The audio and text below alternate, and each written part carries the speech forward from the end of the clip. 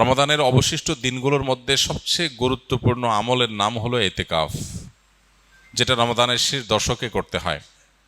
এতেকাফ অবশ্য রমজানের প্রথম দশক, মাঝের দশক, এই দিনগুলোতেও করা যায়, একদিন দুই দিনও করা যায়, কিন্তু মাসনুন যে এতেকাফ নবী করিম সাল্লাল্লাহু আলাইহি সাল্লামের রমাদানে, সেই প্রতিষ্ঠিত সুন্নাহ নবী সাল্লাল্লাহু আলাইহি সাল্লামের রমাদানে, সেটি হলো রমজানের শেষ দশকে এতেকাফ করা। শেষ দশকের ইতিকাফ সম্পর্কে মা আয়েশা রাদিয়াল্লাহু তাআলা আনহা বলেছেন, কানা নবী সাল্লাল্লাহু আলাইহি ওয়াসাল্লাম ইয়াতাকিফুল আশরাল আওয়াখির মিন রমাদান হাত্তা তাওয়াফাহুল্লাহ।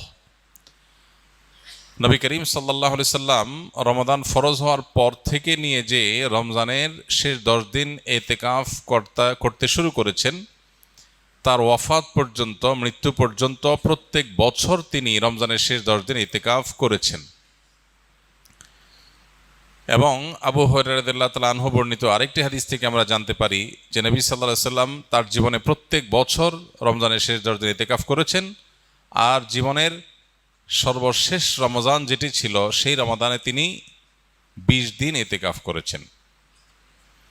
যে আমলটি প্রিয় নবী সাল্লাল্লাহু আলাইহি সাল্লাম জীবনে কোনো বছর কোনো রমজানে একবারও ছাড়েননি, আমাদের সমাজে বেশিরভাগ মানুষের জীবনে সে আমলটি জীবনে একবারও করা হয়নি।